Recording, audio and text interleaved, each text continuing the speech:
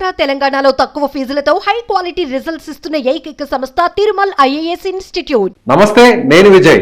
ఆంధ్రప్రదేశ్ రాజధాని అమరావతి రాజధానిగా నిర్మాణం చేపట్టబోతున్నటువంటి అమరావతి ప్రజలకు అలాగే ఏపీ ప్రజలకు కూడా ఇదొక గుడ్ న్యూస్ గానే చెప్పాలి. ఎందుకంటే 15,000 కోట్ల రూపాయలని రాజధాని నిర్మాణం కోసం అమరావతికి 15,000 కోట్ల రూపాయలను రుణంగా ఇవ్వడానికి ప్రపంచ బ్యాంకు అలాగే ఏషియన్ డెవలప్మెంట్ బ్యాంకు ఈ రెండు బ్యాంకులు కూడా సంయుక్తంగా గ్రీన్ సిగ్నల్ ఇచ్చేసాయి. అతి త్వరలోనే వీటికి సంబంధించినటువంటి నిధులను కూడా ఇవ్వడానికి సిద్ధమైంది. దీనికి సంబంధించినటువంటి ఒక అప్రూవల్ లెటర్ ను కూడా సెంట్రల్ గవర్నమెంట్ కి ఇటీవలే వరల్డ్ బ్యాంకు అదేవిధంగా ఏడీబీ బ్యాంకు అంటే ఏషియన్ డెవలప్మెంట్ బ్యాంక్ ఈ రెండు బ్యాంకులు కూడా ముందుకొచ్చాయి.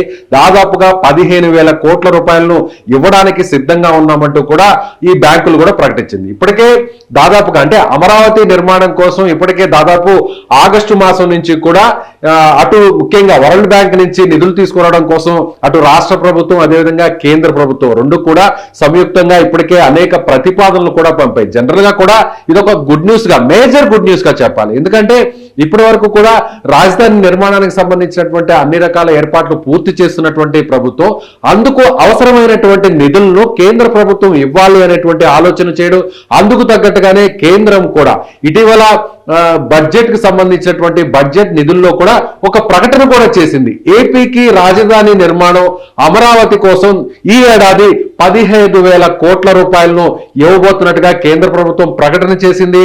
అందులో భాగంగానే ఇప్పుడు వరల్డ్ బ్యాంక్ నుంచి అదేవిధంగా ఏడీబీ బ్యాంక్ నుంచి ఈ రెండు బ్యాంకులు కూడా 15,000 కోట్ల రూపాయలు ఈ ఏడాది ఇవ్వడానికి ముందుకొచ్చాయి.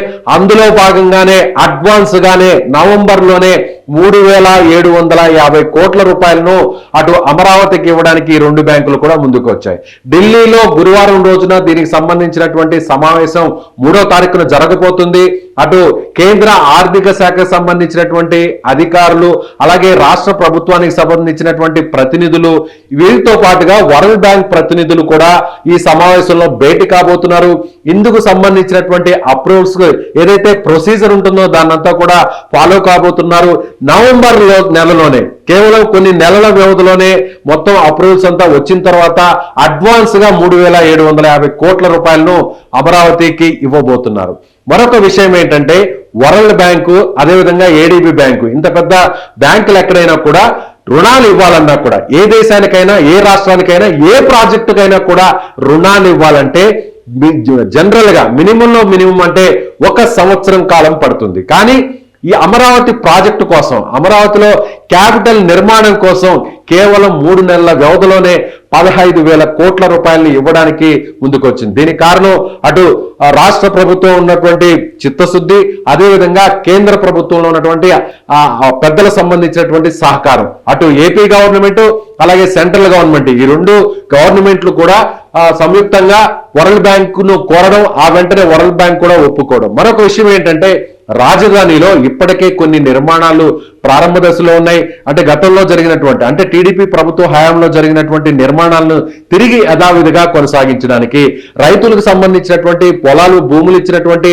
రైతులకు సంబంధించినటువంటి ఆ ప్లాట్స్ ను వాటిని డెవలప్మెంట్ చేయడానికి అదేవిధంగా రాజధానికి సంబంధించినటువంటి రోడ్ల నిర్మాణం చేపట్టడానికి అదేవిధంగా సచివాలయం నిర్మాణానికి అసెంబ్లీ నిర్మాణానికి అదేవిధంగా అక్కడ ఆయా విభాగాల అధిపతులు విభాగాలకు సంబంధించినటువంటి నిర్మాణాలు చేపట్టడానికి వీటన్నిటికి కూడా తొలి దశలో దాదాపుగా 49,000 కోట్ల రూపాయలు ఖర్చవుతుందని ఇప్పటికే ఏపీ గవర్నమెంట్ అంచనా వేసింది.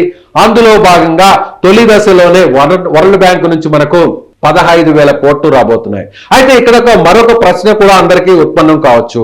15,000 కోట్ల రూపాయలు ఇచ్చేది రుణంగానే కదా, లోన్గానే ఇస్తున్నారు కదా, అప్పుగానే ఇస్తున్నారు కదా, మరి ఈ భారం అంతా కూడా మన గవర్నమెంట్ మీద మన ప్రభుత్వం మీద ఏపీ మీద పడుతుంది కదా, దీంట్లో సంతోషించాల్సినటువంటి విషయం ఏంటి అనేటువంటి అనుమానం అందరికీ కలుగుతుంది. అయితే ఇక్కడ మామూలుగా అయితే 15 ఏళ్ల పాటు మారటోరియం ఉంటుంది. వరల్డ్ బ్యాంక్ ఇచ్చేటువంటి 15,000 కోట్ల రూపాయల రుణానికి సంబంధించి తర్వాత ఈ రుణానికి సంబంధించి కూడా 4% వడ్డీ చెల్లించాల్సి ఉంటుంది. ఈ 4% సంబంధించినటువంటి వడ్డీని కూడా 90% కేంద్ర ప్రభుత్వం భరిస్తుంది. మిగిలినటువంటి 10% మాత్రమే ఏపీ ప్రభుత్వం, ఏపీకి సంబంధించినటువంటి గవర్నమెంట్ భరించాల్సి ఉంటుంది. అయితే ఆ 10% కూడా చెల్లించేటువంటి 4% వడ్డీలో కూడా 90% కేంద్రం భరిస్తుంది, 10% రాష్ట్ర ప్రభుత్వం భరించాలి. అయితే ఆ 10% కూడా కేంద్రం వివిధ రూపాల్లో ఆ నిధుల్ని తిరిగి రాష్ట్ర ప్రభుత్వానికి ఇవ్వడానికి సిద్ధంగా ఉంది. ఇందుకు సంబంధించి కూడా ఒక గ్రీన్ సిగ్నల్ కూడా ఇచ్చేసినటువంటి పరిస్థితి. అయితే ఎక్కడ ఒక్క రూపాయి కూడా మనకి వడ్డీ భారం లేకుండానే, అప్పు భారం లేకుండానే సో మనకి ఏపీకి అమరావతి రాజధాని నిర్మాణానికి 15,000 కోట్ల రూపాయలను రాబోయేటువంటి కొన్ని నెలల్లోనే రిలీజ్ చేయడానికి వరల్డ్ బ్యాంక్ అలాగే ఏడీబీ ఏషియన్ డెవలప్మెంట్ బ్యాంకు ముందుకు వచ్చాయి. ఇది అమరావతికి నిర్మాణానికి పూర్తి స్థాయిలో అమరావతి నిర్మాణం పరుగులు తీయడానికి, అమరావతి రాజధాని ఒక ప్రపంచ నగరంగా ఏర్పాటు కావడానికి నేరుగా ప్రపంచ బ్యాంకే, వరల్డ్ బ్యాంకే ముందుకు రావడం, ఏషియన్ డెవలప్మెంట్ బ్యాంకే ముందుకు రావడం, దాదాపుగా 15,000 కోట్ల రూపాయలను ఇవ్వడానికి ముందుకు వచ్చినటువంటి పరిణామం. ఇది ఒక శుభ పరిణామం చెప్పాలి.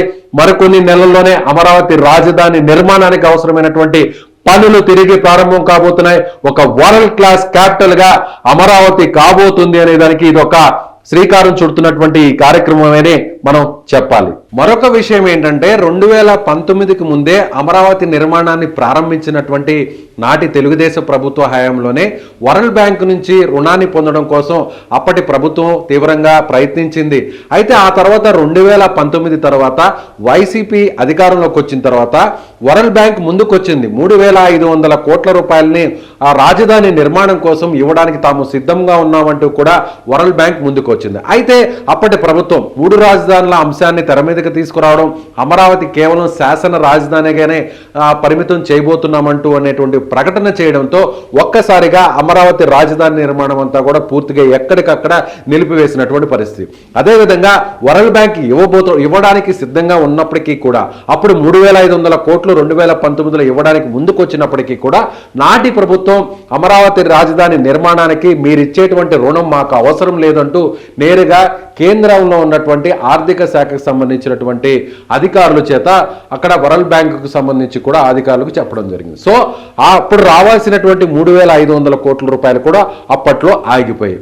తర్వాత తిరిగి ఇప్పుడు అధికారంలోకి వచ్చినటువంటి కూటమి ప్రభుత్వం, తెలుగుదేశం, జనసేన, బీజేపీ ప్రభుత్వం వెంటనే రాజధాని నిర్మాణానికి నడుం బిగించడంతో అందులో భాగంగానే ఇప్పుడు రాబోతున్నటువంటి వరల్డ్ బ్యాంక్ ఇవ్వబోతున్నటువంటి ఈ 15,000 కోట్ల రూపాయలను త్వరితగతిన రావడం కోసం తీవ్రంగా ప్రయత్నించిందనే చెప్పాలి.